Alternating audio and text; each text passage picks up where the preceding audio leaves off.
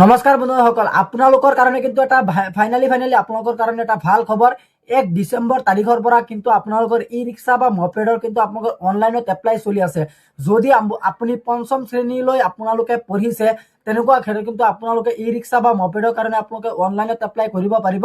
আৰু ই ৰিক্সাত আপোনালোকে অনলাইনত এপ্লাই কৰিবলৈ হ'লে আপোনালোকৰ বাকী যিবোৰ ডকুমেণ্টছ আছে এই ডকুমেণ্টখিনি সকলোৰে হাতত আছে, কিন্তু এখন ডকুমেণ্টছ আপোনালোকৰ সকলোৰে হাতত নাই। এতিয়া যদি আপোনালোকে ড্ৰাইভিং লাইচেন্সখন বনোৱা নাই, আপোনালোকে 10 পৰা 15 দিন মান মানে আপোনালোকৰ সময় ল'ব। আপোনালোকে ড্ৰাইভিং লাইচেন্সখন বনোৱাৰ পিছত আপোনালোকে ই ৰিক্সাৰ কাৰণে অনলাইনত এপ্লাই কৰিব পাৰিব বিনামূলীয়াকৈ, 1 টকাও খৰচা নোহোৱাকৈ। গতিকে মই এতিয়া আপোনালোকক দেখুৱাই দিম যে ই ৰিক্সা বা মপেডৰ কাৰণে আপোনালোকে কেনেকৈ অনলাইনত এপ্লাই কৰিব পাৰিব আৰু আপোনালোকৰ কি কি ডকুমেণ্টছ লাগিব মই ভিডিঅ'ৰ আগলৈকে আপোনালোকক জনাই দিম। গতিকে মই এতিয়া আপোনালোকক স্ক্ৰীন ৰেকৰ্ডিং ভিডিঅ' কৰি আপোনালোকে চাব, মই দেখুৱাই দিম। আপোনালোকে ভিডিঅ'টো সম্পূৰ্ণ প্ৰথমৰ পৰা শেষলৈ চাব। আহক আমি ভিডিঅ'টো আৰম্ভ কৰোঁ আৰু আপোনালোকক দেখুৱাই দিওঁ যে আপোনালোকে ই ৰিক্সা আৰু মপেডৰ কাৰণে আপুনি কেনেকৈ অনলাইনত এপ্লাই কৰিব পাৰিব বিনামূলীয়াকৈ। বলক ভিডিঅ'টো আৰম্ভ কৰোঁ। আপোনালোকে ই ৰিক্সাৰ কাৰণে অনলাইনত এপ্লাই কৰিবলৈ হ'লে প্ৰথমতে আপোনালোকৰ এইটো ৱেবছাইটত আহিব লাগিব আৰু এইটো ৱেবছাইটৰ লিংক আপোনালোকৰ সুবিধাৰ কাৰণে মই এইটো ভিডিঅ'ৰ ডেছক্ৰিপশ্যনত দি দিম। আপোনালোকে তাতে ক্লিক কৰি কিন্তু ডাইৰেক্টলি এইটো পেজলৈ আহিব লাগিব। এইটো পেজলৈ অহাৰ লগে লগে কিন্তু আপোনালোকৰ সন্মুখত এনেকুৱা ইণ্টাৰফেচটো অপেন হ'ব। ইয়াত আপোনালোকে চাব যে আপোনালোকৰ আৰু দুটা কথা মই আপোনালোকক জনাই দিছোঁ যে আপোনালোকে প্ৰথমতে ইয়াত চাব যে আপোনালোকৰ বয়সটো 25 বছৰ বয়সৰ পৰা আপোনালোকৰ 50 বছৰৰ বয়সলৈকে কিন্তু আপোনালোকে এই সেৱাত আপোনালোকে আবেদন কৰিব পাৰিব। আৰু আপোনালোকে যিসকলে এই সেৱাত আবেদন কৰিব বিচাৰে আপোনালোকে বিনামূলীয়াকৈ এইটো চাব, ফ্ৰী অফ কষ্ট, অৰ্থাৎ বিনামূলীয়াকৈ আপোনালোকে আবেদন কৰিব পাৰিব। আৰু আপোনালোকে ইয়াৰ লগতে আপোনালোকৰ মানে যিবোৰ আপোনালোকৰ ডকুমেণ্টছ পাতি আপোনালোকৰ দিব লাগিব মই আগতীয়াকৈ আপোনালোকক কৈ থৈছোঁ। গতিকে এতিয়া কেনেকৈ এপ্লাই কৰিব পাৰিব মই এতিয়া আপোনালোকক দেখুৱাই দিম। প্ৰথমতে আপোনালোকে তলফালে স্ক্ৰল ডাউন কৰিব। এইটো পেজত অহাৰ লগে লগে তলফালে স্ক্ৰল ডাউন কৰাৰ লগে লগে কিন্তু আপোনালোকৰ সন্মুখত চাব এনেকুৱাকৈ 3টা অপশ্যন আপোনালোকৰ সন্মুখত শ্ব' কৰিব। গতিকে আপোনালোকে প্ৰথমতে ইয়াত চাব যে এপ্লিকেশ্যন ফৰ্ম ফিল আপ নামৰ এখন অপশ্যন আছে। আপোনালোকে চিম্পলি ইয়াত এখন ক্লিক কৰিব আৰু যেতিয়া আপোনালোকে ইয়াত এটা ক্লিক কৰিব তাৰ পিছত কিন্তু আপোনালোকৰ সন্মুখত ইয়াত চাব যে ইয়াত আপোনালোকৰ প্ৰথমতে লিখা আছে আইটেম ইনফৰমেশ্যন, আৰু আইটেম ইনফৰমেশ্যনটো আপোনালোকৰ প্ৰথমতে চিলেক্ট কৰিব লাগিব। যদি আপুনি ডিষ্ট্ৰিবিউশ্যন অফ মপেডৰ কাৰণে যদি আপুনি এপ্লাই কৰিছে তেন্তে আপোনাৰ 1 নম্বৰটো আপোনালোকৰ চিলেক্ট কৰিব লাগিব। নাইবা যদি আপুনি ডিষ্ট্ৰিবিউশ্যন অফ ই ৰিক্সাৰ কাৰণে এপ্লাই কৰিব বিচাৰে তেনেকুৱা ক্ষেত্ৰত কিন্তু আপোনালোকে 2 নম্বৰটো বাছনি কৰিব লাগিব। গতিকে মই এতিয়া আপোনালোকক দেখুৱাই আছোঁ যে ই ৰিক্সা কেনেকৈ আপোনালোকে অনলাইনত এপ্লাই কৰিব পাৰিব। গতিকে আপোনালোকে 2 নম্বৰটো আপোনালোকে চিলেক্ট কৰিব। 2 নম্বৰটো চিলেক্ট কৰাৰ পাছতে কিন্তু আপোনালোকে ইয়াত চাব যে প্ৰথমতে আপোনালোকৰ ইয়াত চাব, তাৰপিছত কিন্তু আপোনালোকৰ পাৰ্চনেল ইনফৰমেশ্যনটো আপোনালোকৰ দিব লাগিব। প্ৰথমতে আপোনাৰ নিজৰ নামটো আপোনালোকে এইখিনি জেগাত বহুৱাই দিব। তাৰপিছত কিন্তু আপোনালোকৰ ফাদাৰ্ছ নেম বা আপোনাৰ যদি ফাদাৰ্ছ নাথাকে তেনেকুৱা ক্ষেত্ৰত আপোনালোকৰ গাৰ্জেন নেমটো আপোনালোকে দিব লাগিব। তাৰপিছত আপোনালোকৰ মোবাইল নাম্বাৰখন আপোনালোকে এইখিনি জেগাত দিব লাগিব। মোবাইল নাম্বাৰটো দিয়াৰ পাছত আপোনালোকৰ মানে জেণ্ডাৰটো আপুনি চিলেক্ট কৰিব লাগিব। আপুনি ল'ৰা হয় নে মহিলা হয় আপুনি সেইটো চিলেক্ট কৰিব। তাৰপিছত কিন্তু আপোনালোকৰ ভিলেজ টাউনটো লিখিব, পোষ্ট অফিচ আপোনালোকৰ ক'ত হয় সেইটো লিখিব। এইখিনি লিখাৰ পাছত আপোনালোকৰ পুলিচ ষ্টেচনটো আপোনালোকৰ ক'ত হয় সেইটো লিখিব। চিলেক্ট ষ্টেট, আপোনালোকৰ ষ্টেট কোনটো হয় আপুনি সেইটো মানে আপোনালোকৰ ষ্টেটটো চিলেক্ট কৰিব। যদি আপুনি অসমৰ পৰা হয় তেন্তে আপোনালোকে আসামটো আপোনালোকে চিলেক্ট কৰিব। যদি আপুনি বেলেগ মানে ষ্টেটৰ পৰা চাই আছে ভিডিঅ'টো আপোনালোকে কমেণ্ট বক্সত জনাবলৈ নাপাহৰিব।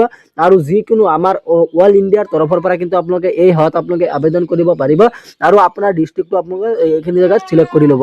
এইখিনি জেগাত চিলেক্ট কৰাৰ পাছত আপোনালোকে তলফালে স্ক্ৰল ডাউন কৰিব। ইয়াত চাব যে আপোনালোকৰ লিখা হৈছে পোষ্টেল পিন, অৰ্থাৎ আপোনালোকৰ এৰিয়াৰ যিটো পিনক'ড আছে পিনক'ডখন আপোনালোকৰ চিলেক্ট কৰিব লাগিব বা আপোনালোকে এণ্টাৰ কৰিব লাগিব। আপোনালোকে পিনক'ডটো এণ্টাৰ কৰাৰ পাছত আপোনালোকে ইয়াত চাব ডেট অফ বাৰ্থটো আপোনালোকে লিখিব লাগিব। আৰু আপোনালোকৰ যিটো আধাৰ কাৰ্ড আছে আধাৰ কাৰ্ডৰ নম্বৰটো আপোনালোকে এইখিনি জেগাত বহুৱাই দিব লাগিব।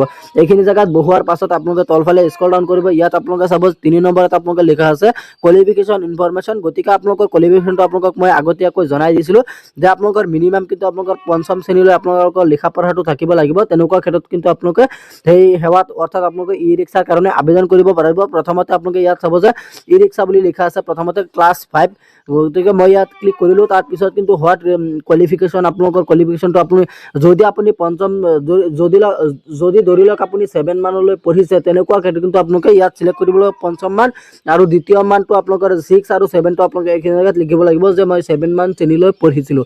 তাৰপিছত কিন্তু আপোনালোকে তলফালে স্ক্ৰল ডাউন কৰিব। ইয়াত চাব যে 4 নম্বৰত আপোনালোকে লিখা আছে আধাৰ ইনফৰমেশ্যন, আৰু আপুনি কোনটো আপোনাৰ মানে ধৰ্ম কোনটো হয় আপুনি সেইটো চিলেক্ট কৰিব লাগিব।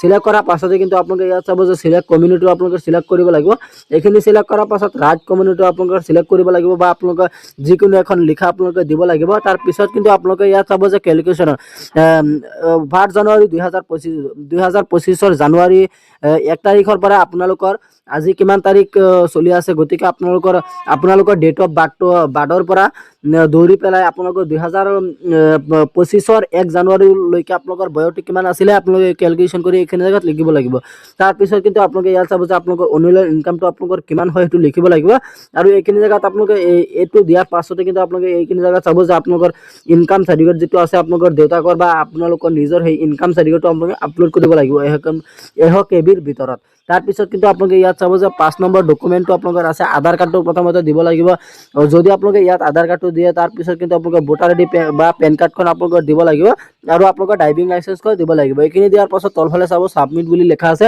আপোনালোকে সিম্পলি সাবমিটত যেতিয়া ক্লিক কৰিব তাৰ পিছত কিন্তু আপোনালোকৰ এই এপ্লিকেশনটো আপোনালোকৰ মানে সাবমিট হৈ যাব তাৰ পিছত কিন্তু আপোনালোকৰ ব্লকৰ তৰফৰ পৰা বা ডিস্ট্ৰিক্ট অফিচৰ পৰা আপোনালোকৰ মোবাইলত মানে কল আহিব তাৰ পিছত কিন্তু আপোনালোকে গৈ পিনে ই ৰিক্সাৰ বাবে আপোনালোকৰ মানে যেটো বেংকৰ একাউণ্ট আপোনালোকৰ আদিবোৰ আপোনালোকৰ এড কৰিব লাগিব তাতে গৈ গতিকে আপোনালোকে চাগে নিশ্চয় গমে পাইছে যে ই ৰিক্সাৰ কাৰণে আপোনালোকে কেনেকৈ এপ্লাই কৰিব পাৰিব যদি ইয়াৰ বিষয়ত আপোনালোকৰ আৰু কিবা জানিবলগীয়া বা সুধিবলগীয়া কোৱেশ্চন থাকে তেনেকুৱা ক্ষেত্ৰত আপোনালোকে মোক কমেন্ট বক্সত জনাবলৈ নাপাহৰিব গতিকে আজি ইমানখিনি আছিল আপোনালোকক দিবলগীয়া ইনফৰমেশন আশা কৰিছো ভিডিওটো চাই ভাল পালে যদি ভিডিওটো চাই ভাল পালে তেন্তে ভিডিওটো এটা লাইক কৰি দিব আৰু আপুনি যদি আমাৰ চেনেলত নতুন আছে প্লিজ আমাৰ চেনেলটো সাবস্ক্ৰাইব কৰিবলৈ নাপাহৰিব ধন্যবাদ থাকিল সকলোলৈ জয় আই অসম।